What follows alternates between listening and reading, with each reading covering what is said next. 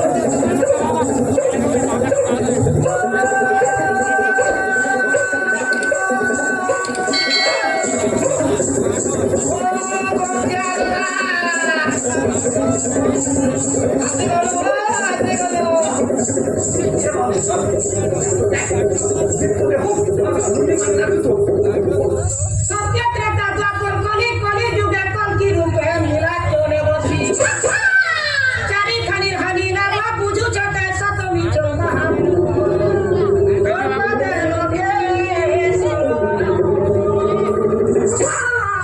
कुली के नूरा कली के नूरा की हो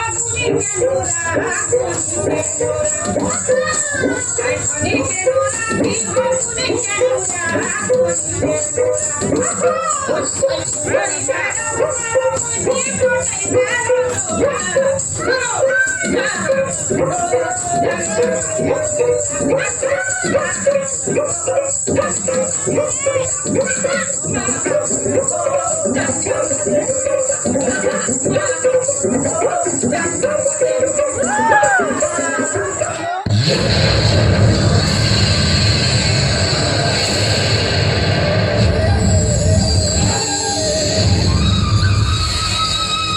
आज गांव के मड़ई चल गोंदा आज हनुमान आंगा देव की पूजा में सम्मिलित हो गो। आंगा देव ये काखन मन के देव आए?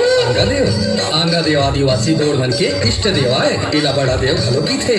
आंगा देव मां लोक कल्याण करिया पूर्वज के जब जीव राज मारी आत्मा करते ता बोला लिंगा देव के आदेश ले आंगा देव मां परखाए जाते तहा नांगा देव धारण करिया मन ओखरा आदेश के मुताबिक आगे बढ़ते। कहीं तो आदिवासी संस्कृति के पूरा जानकारी रखता सब बेला। अरे तुम तो हमारे मुंह संस्कृति आए गोंदा। चल अब आंगा देव मड़ई और बैरक के झुमरेला देखते।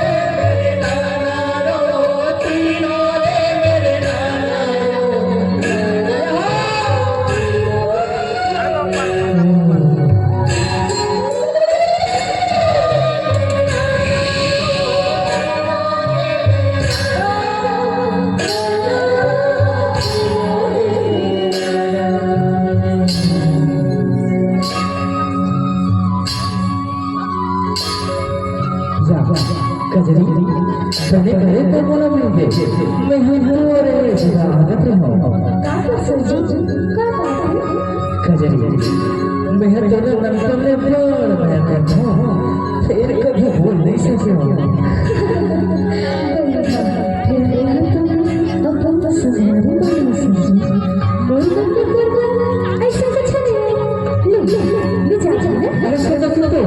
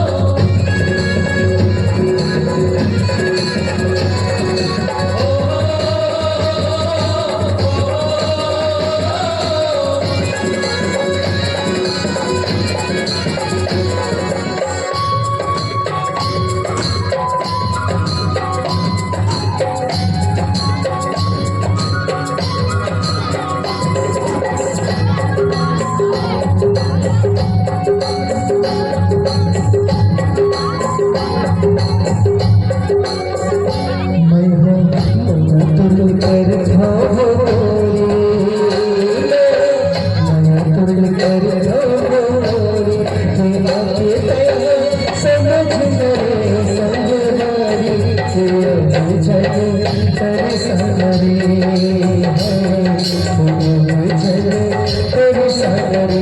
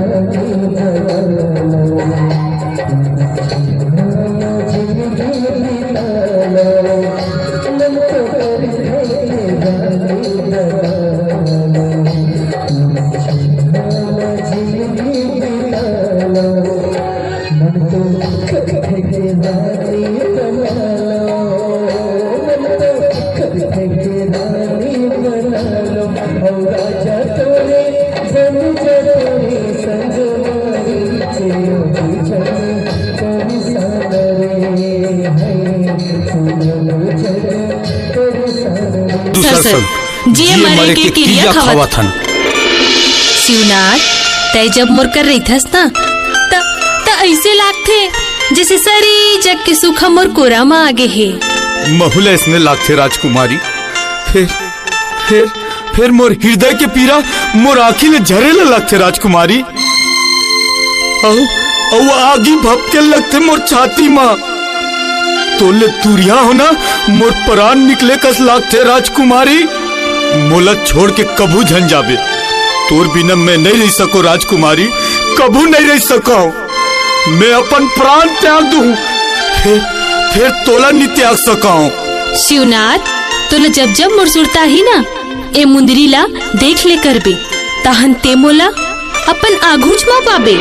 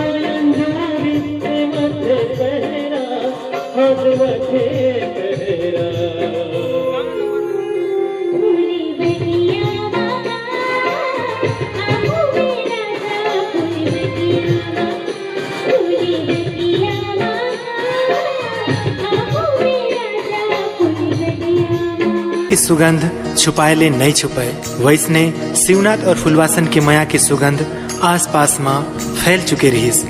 फुलवासन के भाई मन एक शर्त रखी, तोला फुलवासन संग बिहाव करना ही था, तोला घर जमाई बन के राजमहल के चारों ओर मेड़ बनाना है। ता शिवनाथ हा ओखर भाई मन के शर्त ला माने लगिस।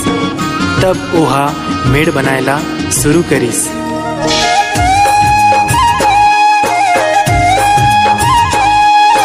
ढेलवानी रच रच के हमन किस्मत ला गढ़बोन जी, हाँ ये बहराला बांध के संगी खेती ला हम सिचबोन जी।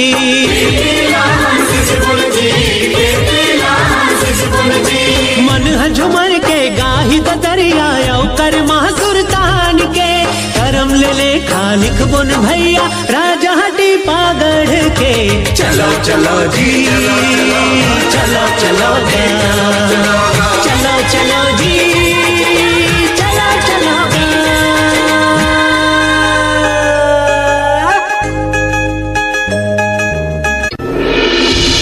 भैया अते एक बड़ बहरा बंधागे, फिर मुहिया कैसे नहीं बंधाते?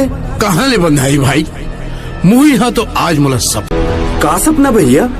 मोला एक झिन जियत मनखे चाहिए कहा थे, और वो हमार परिवार के ही होना चाहिए कहा थे, और मैं कौन लेता हूँ तू ही मन बताओ। हम नहीं पटावन भैया। नहीं भैया, मैं अपन अपना बल्ली नहीं चढ़ान दिया। नहीं नहीं नहीं, एक काम कर सर, सिमात ला पड़ी सुना दे। हाँ ये ठीक कहा था भाई, ना छोटे। हाँ भैया बिल्कुल सही कहा भैया। बोल भाई। भैया शिवनाथ तो हमरो परिवार के हिस्सा है ना, ऐसे करता शिवनाथ के बलि चढ़ा देता।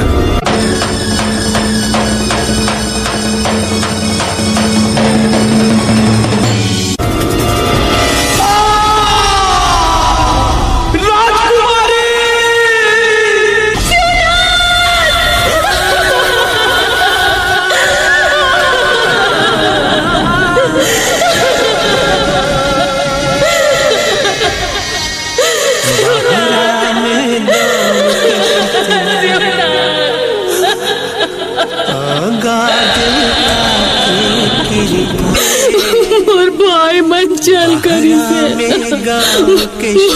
मला कब पता नहीं से वही बारह के बुई मतोला बलि चढ़ा दी गई। कहा जानत रहे हो मैं, कहा जानत रहे हो मैं।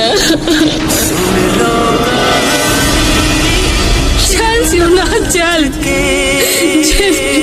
जैन भाई मन महली समझिस ओ मन मोला कहाँ समझ। चल सुना चल, हम अनिया नहीं रहन, छत्तीसगढ़ जाओ, छत्तीसगढ़ जाके अपन प्रीत लोग जाबो। उड़ गे मोर निंदिया उड़ गे मोर चैना, गवाही चंद्रा तेरे।